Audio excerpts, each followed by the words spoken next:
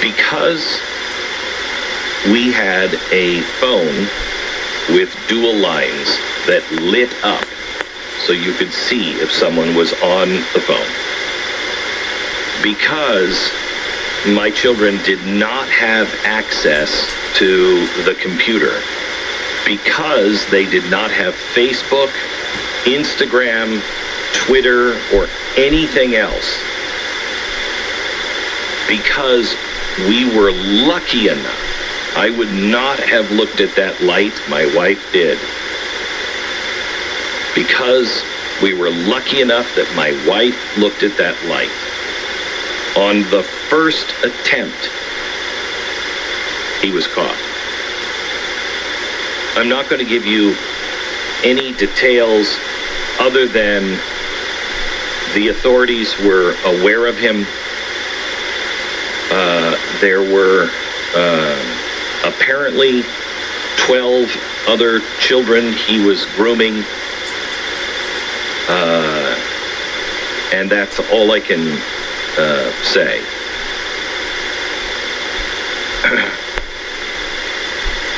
I want to tell you that your children are not going to believe you. That your children are going to say, oh, geez, my mom and dad, they're so paranoid. They live in the past. They don't, quote, they don't understand gamers. I mean, we like to talk about things.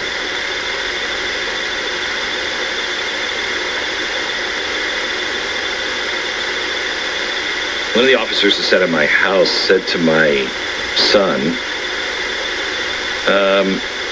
you know, we just caught a woman, I can't remember, she was in 30s or 40s. She lives way up north in the country. And she abducted a 15-year-old boy. They had been playing games, and they had become friends, and he had called her on his phone. And they started to talk about games.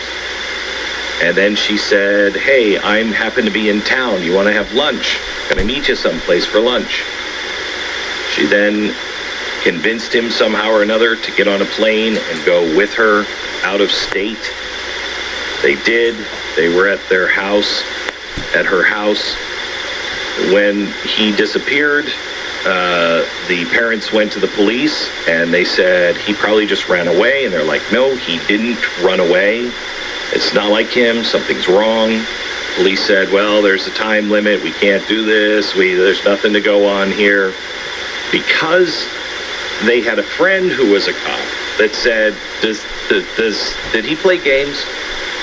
Yes. They took I don't know if it was an Xbox or PlayStation, did exactly the same thing. And the police went online as their son.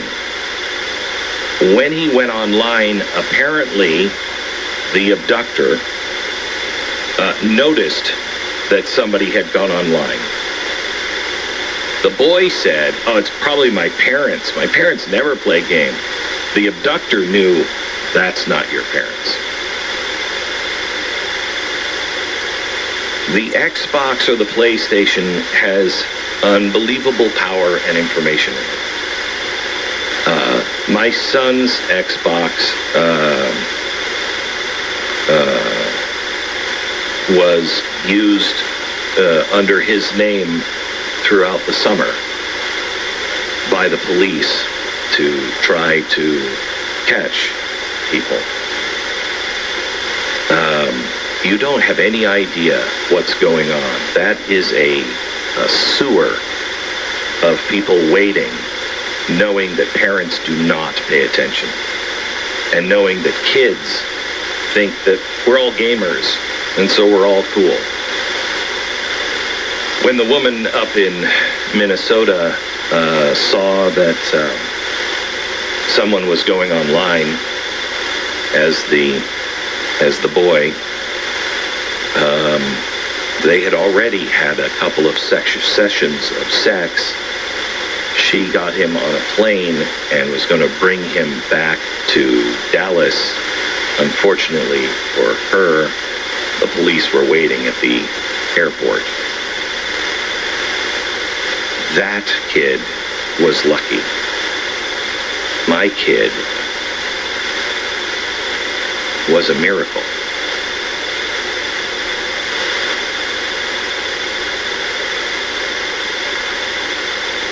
Parents, please, do not let your kids have social media. They can grow up later. Do not let your kids have social media.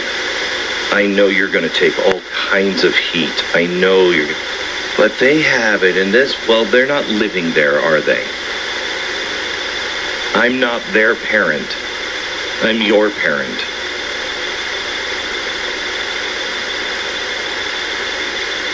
If this can happen in my house, with my security, my connections, my children knowing that there's a reason to fear those online,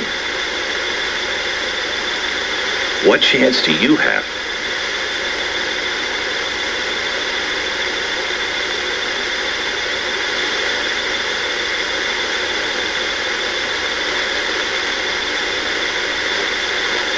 I found it remarkable that my family would be targeted when we have done so much to stop this very thing and rescue the kids.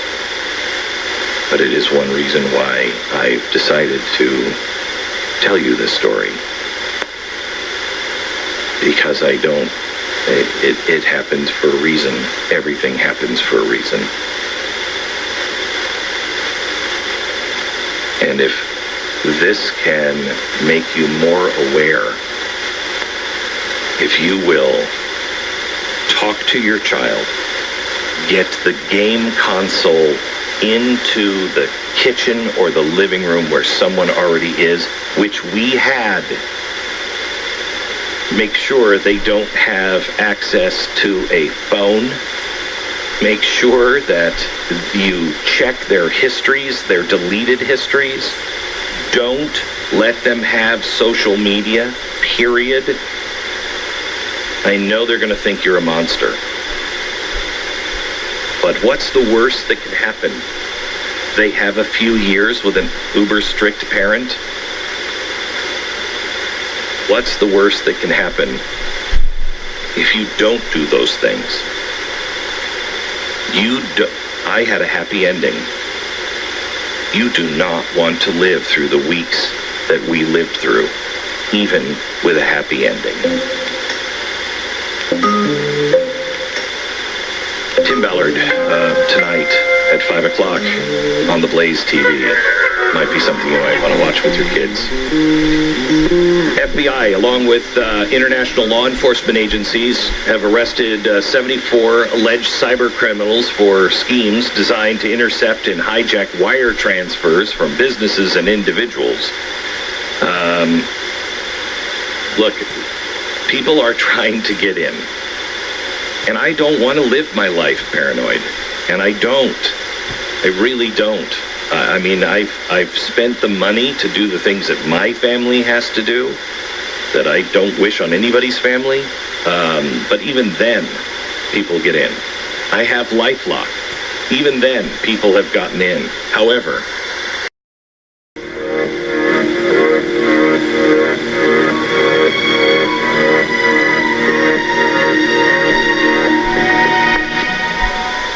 I needed new blinds.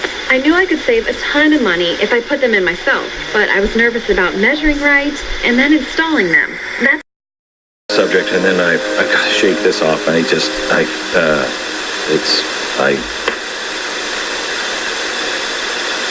an awful feeling. One other personal note. My son, he's very bright. He's a voracious reader. He's just very bright, and that's trouble. It's just trouble. And I worry about him all the time. And I know that it is my responsibility as a parent. And I've always considered myself an iffy dad. And that's partly because I've had girls, and I don't know how to raise them. I have no idea. I always end up saying something stupid, and they're like, and you're like, what the hell did I just say? I have no idea. My son, I can see him coming a million miles away.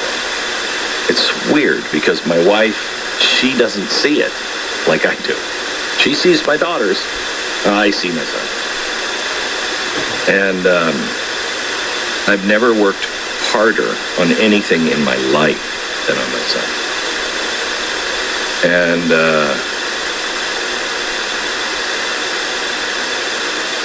if you don't have a relationship with your children, we went through some real hell a couple of years ago because, you know, the kids are coming out strong-willed, as they should. They need that strong will to be able to stand. But how do you temper that without breaking them? And I will tell you, I want to be careful in this because I've kept my distance as a father, but I have also become his friend. We talk about everything. And I tell him, the things he's struggling with. I'll tell him about the times that I was struggling with it when I was his age. And I am the authority figure in my house, and that's very important to maintain that. Because he respects the boundaries. But I also have the relationship with him where he's comfortable to talk about anything. You have to have that with your kids. And you have to shoot straight with your kids. And you have to be informed on what is really happening in the world. And don't go off half-cocked because, if you haven't Googled it, they will. And they will know more about things than you could ever think. I talked to my kids this weekend about trap music just to throw them off. Yes, I did a lot of homework on it, but just to throw them off. Yeah, of course I know what that is. Yeah, why wouldn't I? Just keep them on their toes. But make sure you stay close to your kids because it's a confusing world and they need somebody that they can confide in and that will tell them no. Back in a minute. First Amendment at work. Real public radio. Unbiased, open, and honest discussion. 24 hours a day. WAAM Radio. WAAM. Talk 1600. Hurricane Florence is even more powerful. I'm Dave Anthony, Fox. You are the only folks keeping the barbarians to the gate. I got into the labor movement, not because I wanted to negotiate wages. I got into the labor movement because I saw it as a vehicle to do massive social change to improve. Talk Network. We're also streaming online at yourdefendingfathers.com. Also, don't forget to download the TuneIn app. If you haven't done that yet, download that on your cell phone. TuneIn, capital T, capital I, one word. After you download it into your phone or tablet, then search for WYPV. We're your Patriot Voice.